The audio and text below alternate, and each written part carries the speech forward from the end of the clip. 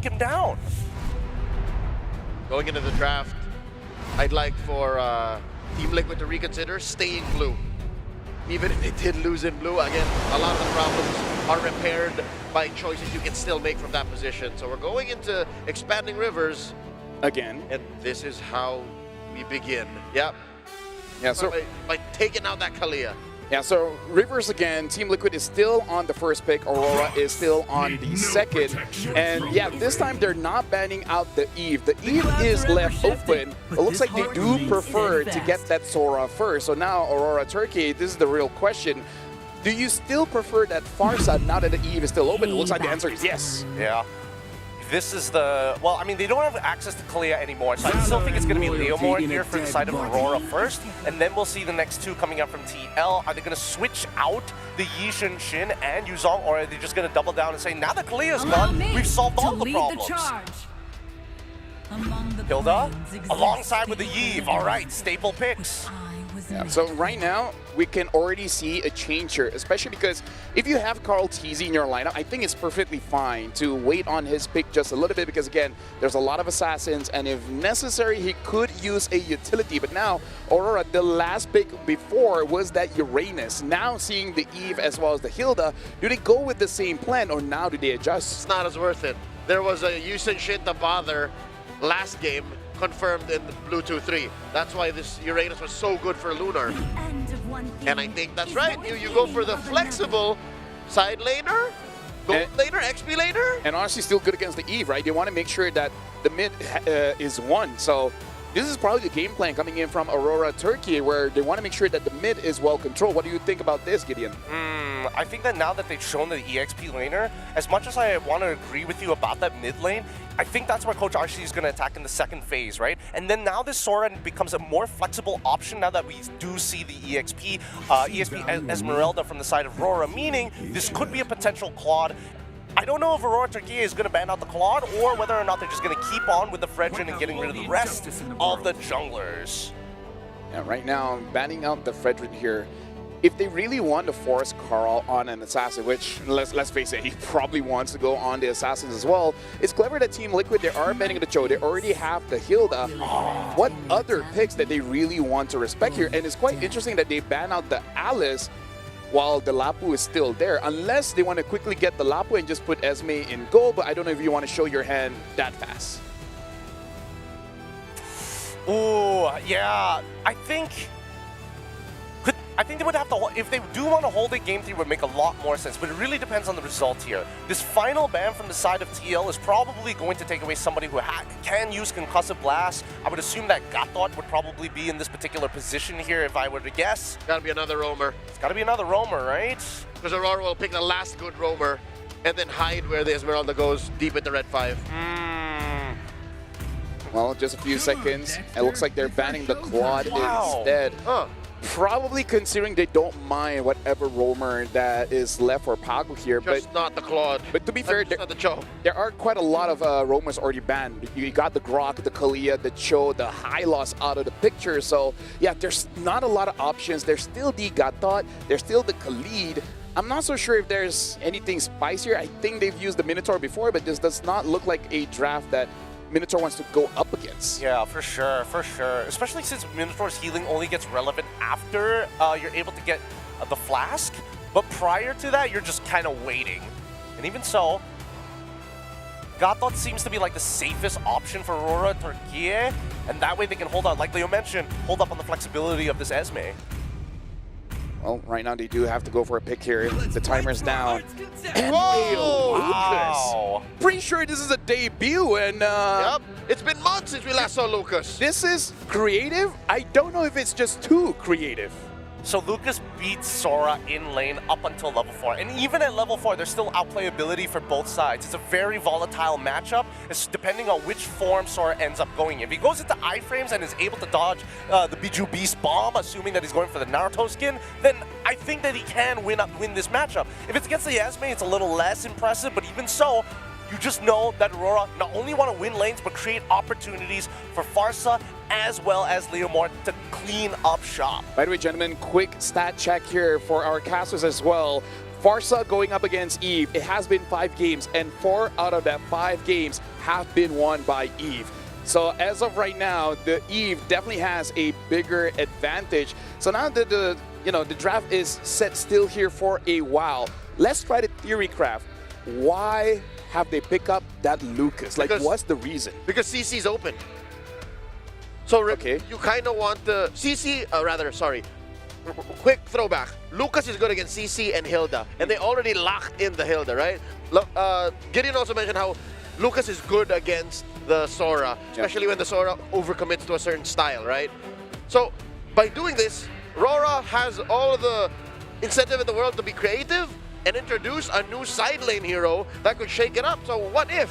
I think it's good. I think they deserve to pick this. By the way, something that I want to bring up in the post game before is that I really want to praise the positioning of Rosa, because I feel like Aurora Turkey, they're able to get away with the draft that kind of has no appeal for their mid laner, because Rosa's positioning all throughout this competition has been phenomenal. Despite being a Farsa going up against a Yuzong and whatnot, really has not been touched all that much. And I feel like that's a big buff for the team where you're not having to babysit your mid laner. Oh no, absolutely. But I think Brigidio put it best, right? It's about timing. It's about the timing of when you see these feathered airstrikes. Because even if I was in Sanford's position, chasing down Pagu on this Kalia initially and seeing him use the Tsunami Slam, I would already assume, where exactly is that Farsa? We last saw Rosa mid, and that was ages ago. I would still commit to the fight. The feathered airstrike just covers a lot of distance, making sure that angles can be cut off, even when it's like basically outside of the boundaries of your screen. Oh. Claude ban, Alice ban. Does that mean that they go? No, if they go Uranus, they get the counter matchup. Yeah. They go for the Yuzong? Yeah, that might be better, because Liquid is short on AoE crowd control. That's what the Alice would have brought in. Yeah, so very interesting here.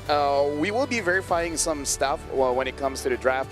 We will see whether this Lucas is, I would say, legal or not. You know, some things happen on stage, but we're gonna be discussing this without the Lucas for now. By the way, this is a good time to shout out to our marshals, doing an incredible job making sure that all 10 players and the coaches on the stage is being treated fairly and make sure that everything is up to par. So now let's just forget about the Lucas for a while. TL, Leo, you've seen them draft before. The Sora is kind of new, but when they have a Hilda as well as a Eve, what kind of draft do they really want to go for? Do you want to go for a full dive, or it's just kind of like a 4-1 where one person, being Carl Teasy, just focus on the farm? Nah, this is aggressive, and we don't even know where the Sora's going. True. We don't know if it's an XP Sora on Sanford or, you know, a go again with Oheb from game 1. So, assuming that this goes well, and looking at what Aurora has currently, Farsa, Leomord, Esmeralda, waiting on that red 4 pick, I think Liquid just wants to be aggressive. Liquid wants to pick up the pace and show everyone that, hey, game 1, that was an anomaly. Wait, actually, yeah, now that I look at it, if this Lucas was changed to, say, Roamer, and then last pick, they could have gone for Valentina, because at that point you can see where the Sora is at. So that's why we wonder. Okay, maybe something's happening. Unconfirmed, but that sounds crazier than what we assumed prior. Hey man, that is just good against whatever's left out there. We gotta take first impressions, right? And I honestly, feel like when they have the Farsa, and you're like, I feel like Valentina, only Sunset Lover makes it look good in mid, but on the side, honestly, looks not bad. I don't think it's that bad either. But at the same time, I'm very thankful that we have our marshals up on that stage, making sure that everything's done based up to protocol. You're probably wondering why it's taking so long, because there's a lot of things that need to be done. You got to verify with the opposing team, verify with your matches, team, elimination match, double check with the rest of the back end to make sure that what is being said is true. So many steps must be taken to ensure that it is competitively integral.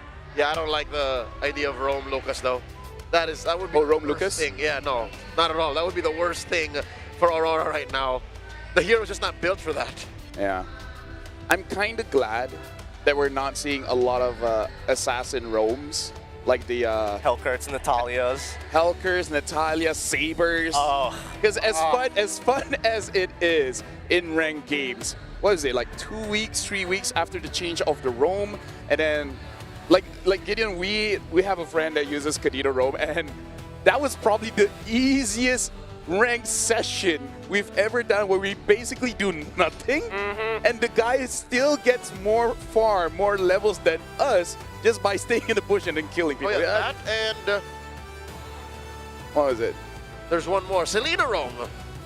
Yeah. I can you know what? No. I just want either you're the toughest boy in school or you just have a lot of crowd control. I don't want none of that flamboyant Healing is dancing also nonsense. kind of okay, but you know. I mean, healing. Miss Popoli Koopa Rome. Hilda, I'm okay because of Minotaur. Fair, fine. I can get behind that at the very least. But having CC is so important. But opening up the map, I think right now what we're missing from the game, and this is me just kind of going on to the M7 podcast mode here. Yeah, we need wards. We need ways to open up maps more consistently and something that is interactable, right? And I think wards would be a really good idea for supports. Yeah, I kind of feel like that will soon be an activatable for, say, a roam item. Because before this, they did try it out with the spell, right? Yeah. And it's kind of like, it's weird. People still prefer Flicker, which, yeah. Facts. And you know what would be even better? What would be even better? It should be a blessing instead. So it's like you get wards, but you don't get a conceal. But the thing is, how will the ward be designed? Because before this, they have a spell where basically the wards, they look out for targets, or did you just want to use like Selena? Okay, we're just gonna put something here, something here, something here. I'm thinking more like Selena, and it's like you need to hit it like 3, maybe 4. Yeah, 4. Well, not charges, but 3 to 4 times before like it breaks. You have to physically punch it. Or Like Chip's Portal. Yeah. that was something that I was thinking of, because right now I'm actually do wonder what other mechanics can be introduced, because an upcoming hero is just a guy that freezes things. Yeah. Which honestly looks cool as hell, where you just trap one guy and everyone just shoots all their ults in that direction and be like, you're gonna die, just accept it. Or how about this? Instead of having a map rotation, you have interactable things to fight over in the map, which changes the structure of that sector of the map. Wait, what? So let's You say, need like different turtles? well, maybe not different turtles. More so, hey, you're fighting over a little neutral objective. Fine. But if you pick up a particular rune and you want to go to one side of the map, hey, let's break open the walls here. Let's use it on this one. Speaking of, the draft continues. Looks like the Lucas is locked in. And now TL, they fire back with a Valentina themselves, which Oh my means God. even the Valentina can turn into a beast. And they pick up the Yi Sun Shin. So now Aurora, now that they lock in this Lucas, first of all, where? Yeah. All EXP roam? No, gold or EXP. That's it. They just switch with the Esmeralda. And they go Rome Badang. I like this, but Liquid are playing a weird game of catch the Lucas. Where are they going to send that Valentina? Yeah, I guess they might have to lane swap if they open up badly, if they get the guesses wrong. But I think importantly, this Badang is really good for 2 reasons. One, it's not only a great setter, but he has inbuilt anti-CC when you go for his ult. And I think, considering that Babu was able to use the Tsunami Slam to get away from Sanford earlier, I think he's got more tech in the bag. Gentlemen, looks like Lunar will be piloting the Lucas, going up against Sanford on that Valentina. Already sensing one lane matchup has been lost. This is going to be a very interesting one, especially after the domination from Aurora. For now, we're going to be throwing it to our casters and see how they feel about this Lucas pickup. I am very feel about the Lucas pickup right now. Now, okay, welcome to the Line of Dawn, folks, for game number 2. That's definitely going to be a good question to ask for the host later on. Doesn't matter who wins, right? That's a question to throw out. What do you think about the Lucas? What do you think, Brigitte? Initially, I would have felt that this could be an opportunity for Liquid to focus a bit more on Rosa and the potential shutdown. But given that there are so many fighters in this lineup, I feel like even with losing Rosa, they wouldn't be as hesitant to just keep on fighting. And we saw that happen already in game number 1. Yeah, I mean, we did. The panel before was saying they weren't completely against it. So whatever ended up happening, I mean, it doesn't feel like it's a bad pick completely. Yeah. Aurora Gaming, whatever their intention was, they need to definitely pull it together here. It's lower bracket, it's elimination. I still think they can play an aggressive game like what they brought last time. It just maybe needs to be approached differently. Yeah, especially considering that if you do go all out or all in this lineup of Aurora Gaming, then you have a very high chance of making Team Liquid very uncomfortable, especially in terms of positioning. And we've seen Eves struggle when people just keep diving onto the Eve, especially when they use the real-world manipulation. Yeah, interesting. It's a concussive blast, Lucas, by the way. So he's really just looking for tempo on the map as he clears up the wave. Tienzi with a good gank up top. I honestly thought it was going to be the Brave Smite, you know, especially because he's up against Sanford on the Valentina. Good take on the XP crab there, but also Pagu, pull yourself together. A very aggressive Damage on a JP though, gets the pushback, forces out the flicker. Now this is about the same time last time. It took a couple minutes, but Aurora Gaming waited for about that 2-minute mark, and that's when they really started to make plays on the map. But look at the bot lane OHEB right now.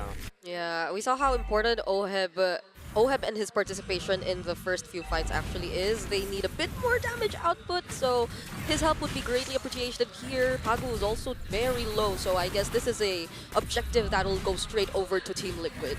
There you go. It's a free turtle to Team Liquid. And Aurora Gaming really, now, I don't know, I don't want to assume here, but the Lucas ain't Lucasin right now, and in the 1v1. I mean, it's literally Naruto versus Naruto right now. Lunar up against Sanford, and Sanford gets a Terrify. One more shot. Luckily, Lunar gets away, but watch for it. Sanford. Gonna go. Oh, he misses. Lunar, don't do it. Just chill. Great reaction, though. Lunar knew it was coming as well. He flickered out the safety. Carl doesn't get the gank. It's not Naruto, Trex. It's Naruto Sage mode versus Naruto. Like, oh, my bad. Actually, it's KMS Naruto versus Sage mode Naruto. But who's KMS? Valentina is just better. I am you, but better right now, right? Whenever you get the ultimates, even the Sora versus Valentina matchup is like that. So it's just such a huge anime fight that we are going to see constantly in the XP lane if we get to focus a bit more. Oh, it's a 3-man RWM. Rosa immediately taking out OHEB. With the clouds under the tower a little too long. TNT actually able to get that kill, making it a decent trade. Rosa for OHEB, gold lane for mid. Yeah, and look at Sigiboom. Instant. Well, you don't get too much because you're an Esmeralda. But still, there's movement on the map, and yeah, that really shouldn't have been an okay trade for Aurora Gaming. OHEB could have went out. A lot of damage on a TNZ. The thing about the Hilda at level 4. Nice for that airstrike though, followed up by the falling Star Moon. JP might not be able to get away from this one. Pagu. Oh, the Fist Crack, and Sigiboom picks up the kill. Aurora Gaming trying to get back into this. Tough. I guess even if he decided to go straight towards the nearest bush, the fact that he's being chased by an Esmeralda wouldn't really help. So there was no other way but to just get as far as possible as you can from Sigiboom and the chase. He kind of used his flicker in that previous fight though, so maybe Team Liquid could turn that into an advantage. So let's talk about a little bit of what the panel were expecting coming into this matchup. Heat versus the Farsa, 4-1. Hold on, OHEB's going to be ganked. OHEB taking a lot of damage. Brought down OHEB once again, just able to get away. Sigiboom doesn't have the flicker to chase. Happy Feet gets away. Actually, not really, no. He didn't really sidestep. He just used all the dashes in the kit, which you have plenty of. But back to the topic. Yves just has constant damage to pressure you. And the RWM! Damage on a Rosa. Rosa forced to use the flicker. Will be okay. Turtle goes into the hands of Team Liquid. That immobilizes you. That's what I'm trying to say. Yeah. They're not going to go for the chase anymore, but that's already going to make such a huge difference for Liquid here. 2 consecutive objectives that went over to their hands. Kenzie.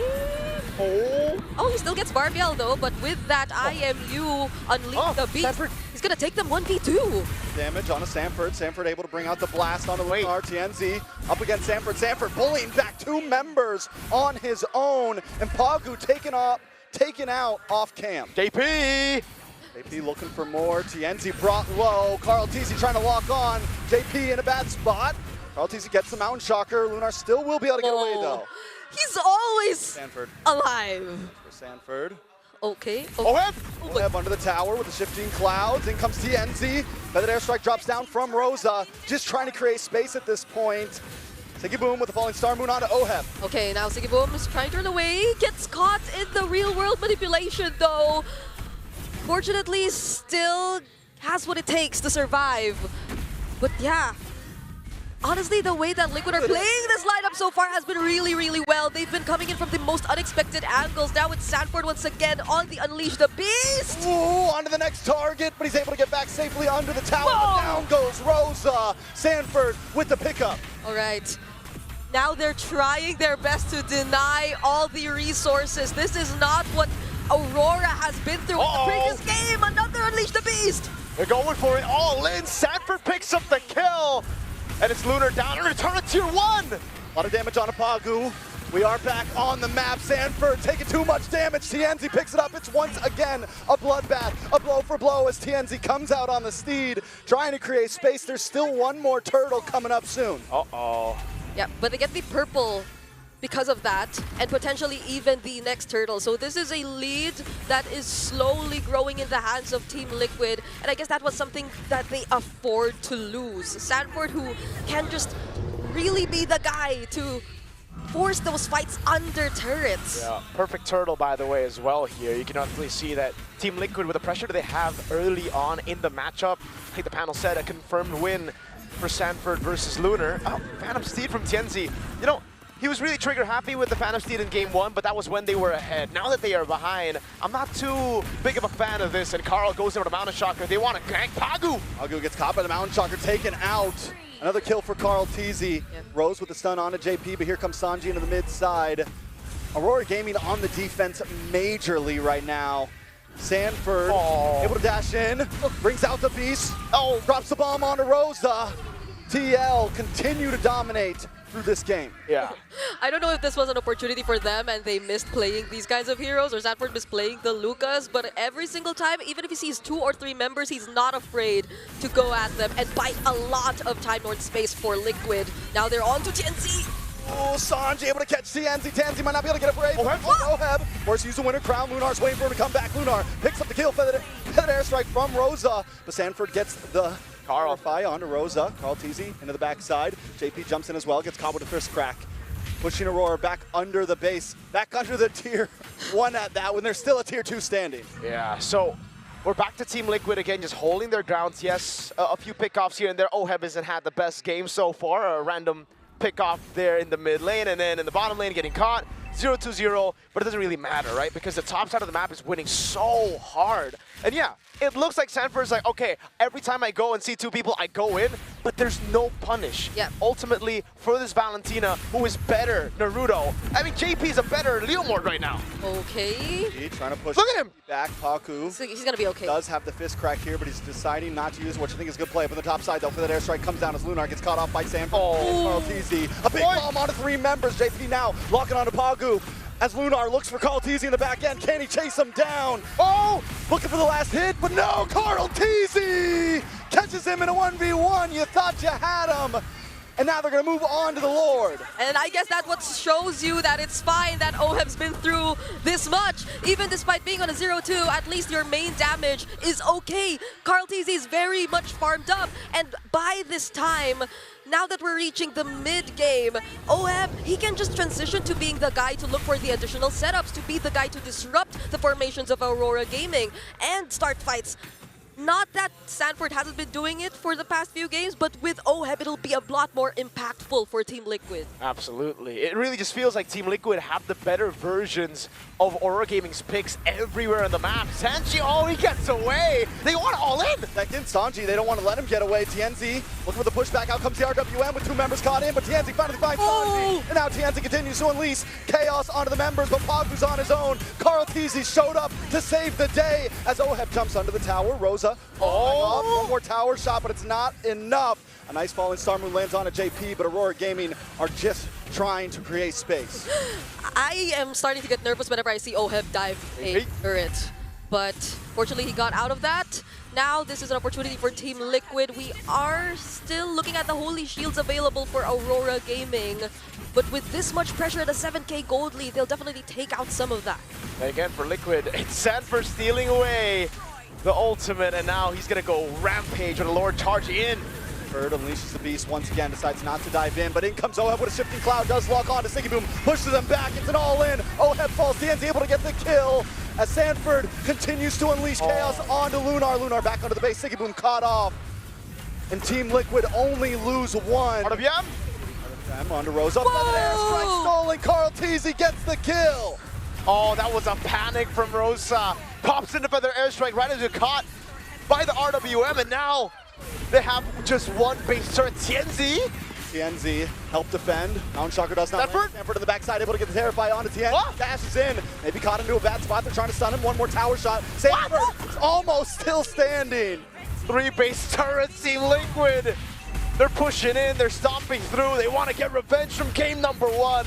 but I can't help but feel now it really looks like that pick, the Lucas, was a mistake. After, you know, that whole pause, waiting for it, and now seeing it just getting completely curb stomped. Look at the gaps between everyone. Again, Team Liquid just have the better versions of every pick of Aurora Gaming, right? It's the Valentina versus the Lucas. Yeah. It's Yi Sun-shin versus Leo Mort, in this case, with a Hilda, with a dangerous grass lane.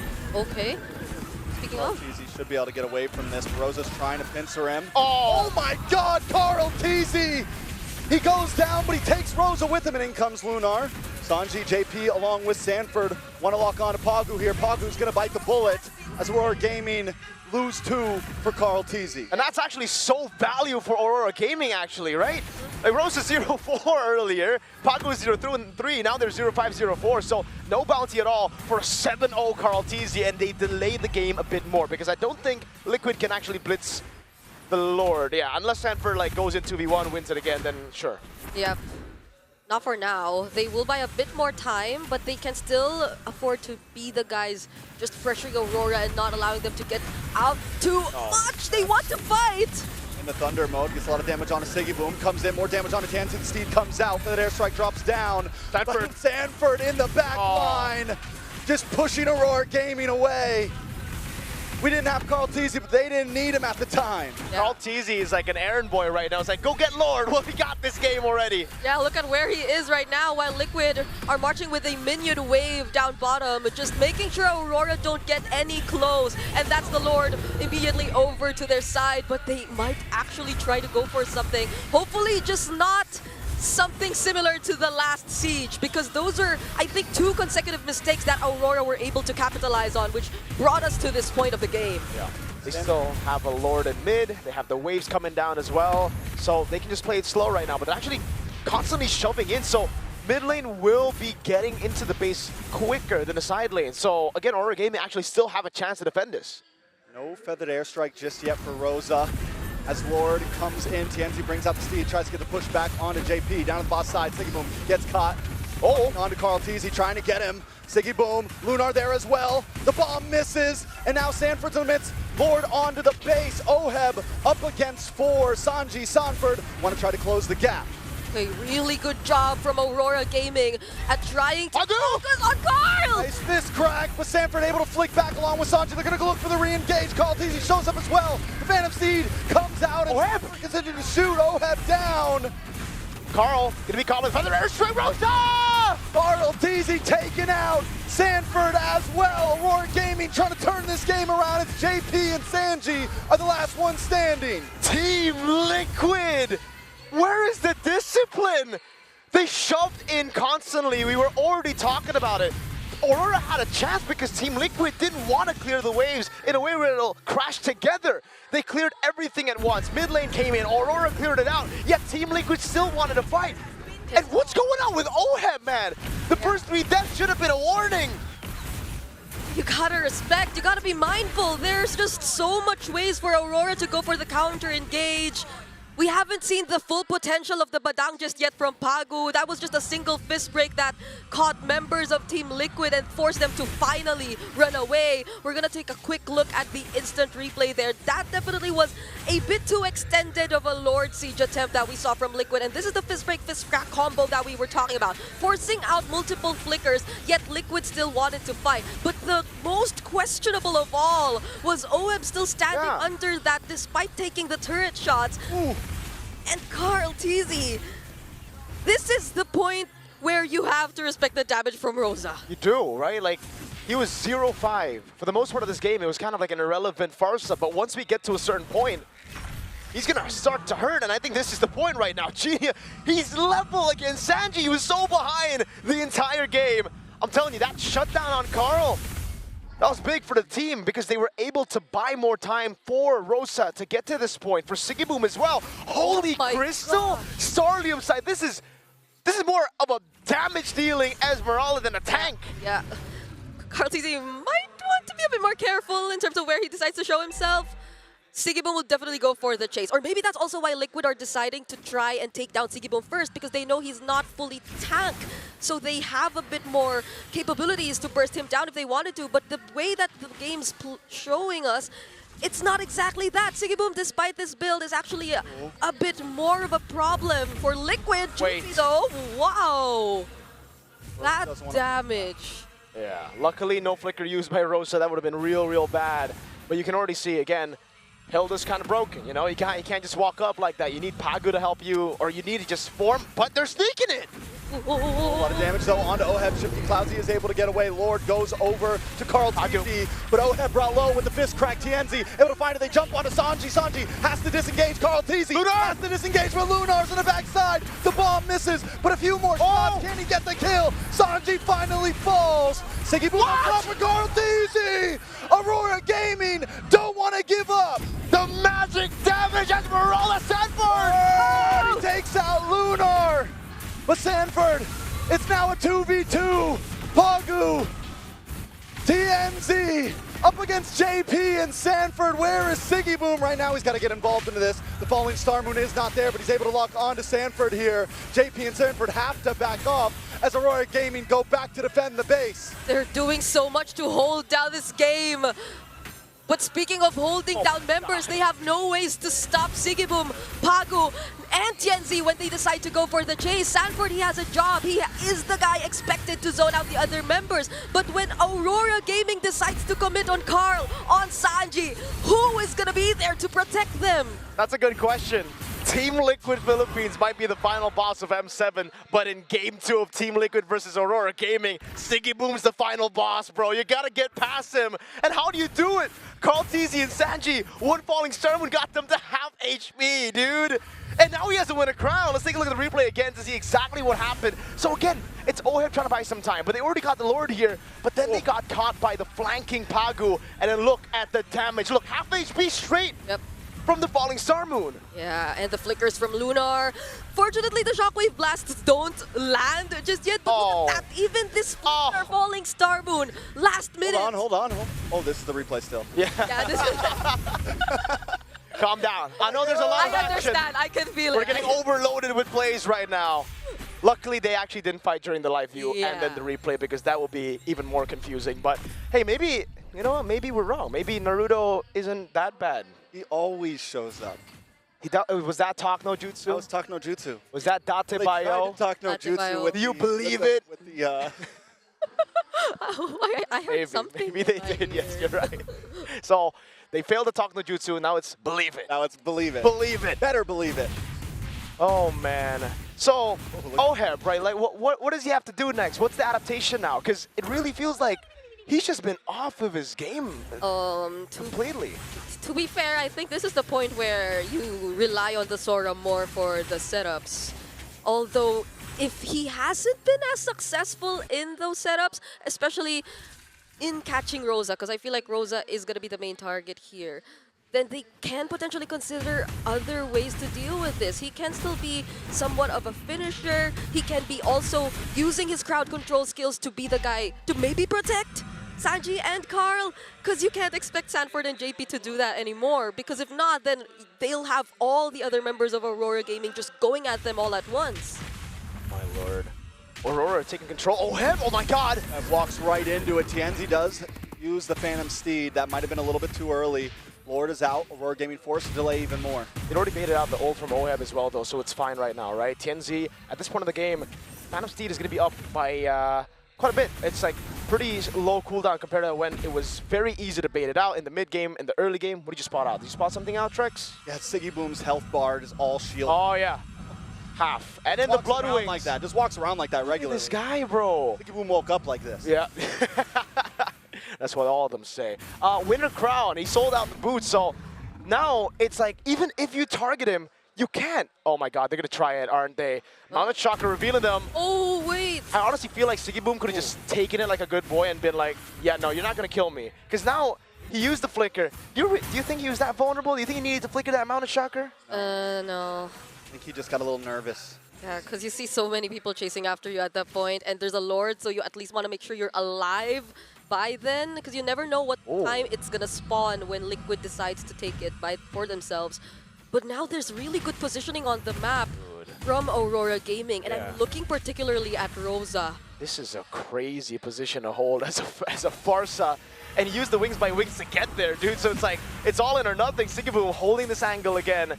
That's going to be a turret for free, it seems. No. Yeah, Sigiboom rotates. Aurora Gaming is macroing with no towers right now. Can we just talk about that? Because they're winning top lane with no inhibitors. You know why, Trex? This is the reality of having one marksman in your composition and then full fighters, right? Your sieging isn't really that good. It's not good at all. That's why, again, for Team Liquid, staying there when they had the Lord was all right. But after the Lord died, staying there was kind of like a death sentence. They were waiting for a moment for Aurora Gaming to actually get, you know, a big pick with Pagu, a big set, or maybe even pokes from Rosa to ultimately shoo them away. But it ended up being everything. So they had to really step back. And now Team Liquid can't even do what they've been doing all the way from the start, like going for the blitzes, because it's an evolved Lord. You can't blitz that without a Lunox here, without a carry. It's Carl and Sanji on Yi, and Shin, and don't have enough damage to really tank or blitz an evolved Lord. Though. Huh? Oh, they're setting up so much. Shocker! Plus the shifting clouds, Oheb trying to make the play, but in comes Rosa once again with a feather airstrike, and Sigiboom is still standing. And Immortality does pop Sanji. Oh my god. But isn't able to catch enough. Sanford locks in the backside, but he's unable to catch just yet. Lunar pops the winner crown. Carl Teasy gonna get the final hit, but wait, no, Lunar does finally drop. Now it's gonna be Pagu very low. Rosa in the back line gonna be handled by Sanford. Pagu now has to watch his friends fall. Sigiboom there as well with the falling star, trying to lock on to Sanji, but it's just not enough. At this point, the full team wipeout will happen, and Team will finally take the dub. Carl Teasy with the savage. Ice cold winner crown from Team Liquid. We thought they weren't prepared to fight back, but Aurora Gaming found themselves surrounded by the cavalry. Liquid took on that fight, even though we thought they were just trying to set up before the objective. But they were equipped. They unleashed the beast from Sanford, the entries from JP and Carl Teasy managing the jumps, the dives from Sigiboom. Everything eventually worked out so well for them. It worked out in the end, but man, we gotta say, that was a very messy game. I don't know if Team Liquid are actually proud of that performance against Aurora Gaming, but a win is a win. They'll be going through this, and Aurora Gaming, despite that, despite the fact that they were able to prolong the game so well, they still look frustrated as hell. They still look like, so was it a mistake? Now that's the big question I gotta throw back at the panel. I mean, at this point, the world may never know. What I do know is it's 1-1. Carl Teasy just got his second savage in M Series history. But I will agree with how chaotic it was even hard to notice what was happening before our eyes. Yeah, I think a lot of the chaos though came from the miscalculations of Liquid, especially Oheb, which I think was a huge question mark for us throughout the entirety of this game, and I would want to see that same thing happen in the next few games. Yeah, here as well, man. They went all in again, but Sigiboom, he had to go in. I think the mistake wasn't really in this position. I think the mistake was the initial fight, right? Like, why and how did that fight actually start? It was TL holding that angle, but they didn't need to push in all the way there to try to get pressure. A lot of questions, again, going to be sent to our panel here. So, Lafel, Leo, Gideon, what do you have for us? So let's just assume the Lucas pick was a cheese pick that just didn't work out, right?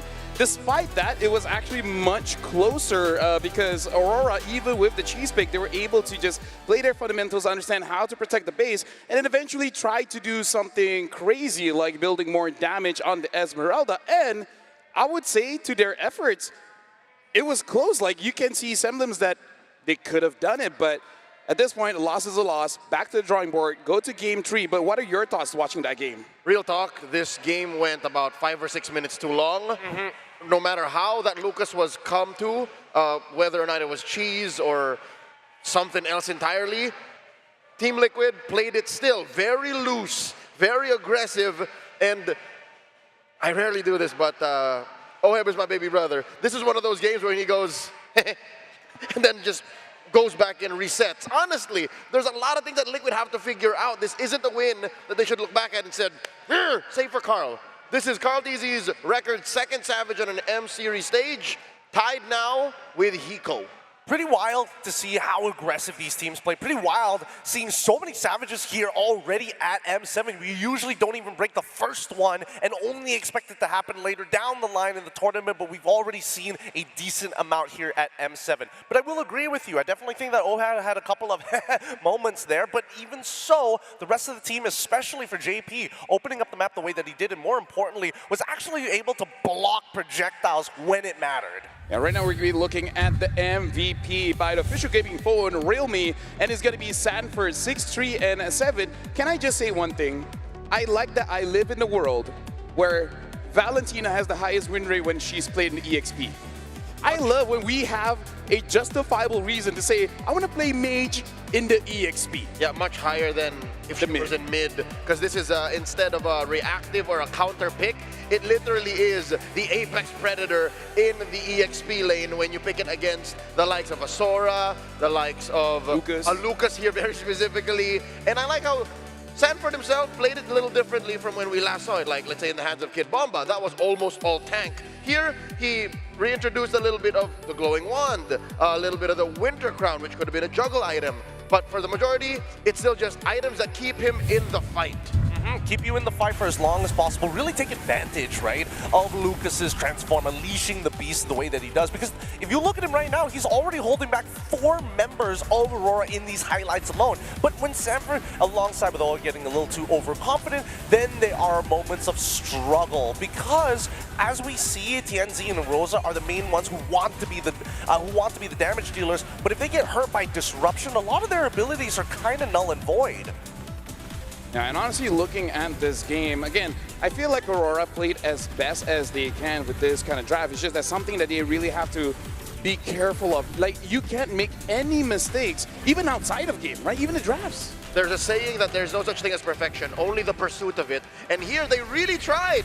They really climbed up that mountain, which is, again, possibly the Everest of situations against a team like Liquid with a draft like this, which, again, is short on #1 vision. They have to really peek into every single brush, and you're going up against a Yusishin lineup, you're already losing that. Second, you don't have the best scaling, right? Look at this. Who do you rely on in the late game? Sigiboom? Yeah. Sure, half of his health bar was white. It was all shields, but Liquid found that window, and I'll tell you now, it wasn't even that hard. It was impressive, yes, that Aurora were playing macro out of their base with no turrets, but this was the inevitable. There really wasn't much that they could do.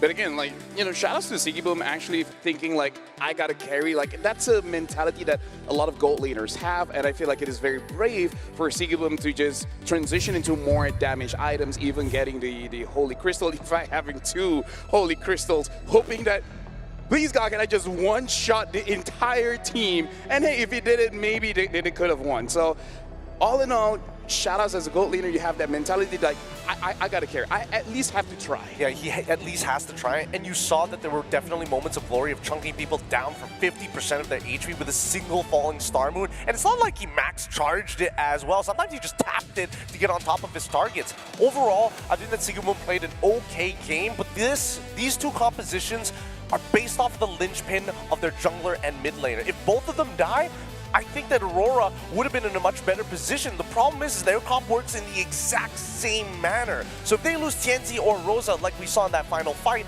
the side lanes don't have enough when Carl TZ is still there to provide that consistent level of damage. If, let's say, we take out TNZ, Rosa, Carl TZ, and Sanji, I'm pretty sure Sigiboom, with the build that he was going for, outscales the rest of TL. And that's where a majority of Aurora's eggs were, per se, in this basket that is game #2, which is why it went way too long. Because even in that gold lane, there's no good reason for that matchup or that situation to ever happen. That's why Carl TZ only died like, what, 2 or 3 times? Because again, the rest of Liquid were trying to pick fights. And sure, JP were flushing them out, but what it looked like on the map and as a macro and an MPLPH fan is like, the dad of Liquid are just corralling his kids. Hey, boys, no rough play. Shout out to Sanford doing the most damage, and took the most damage out of everyone from TL and Aurora. So definitely worthy of that MVP as a Valentina.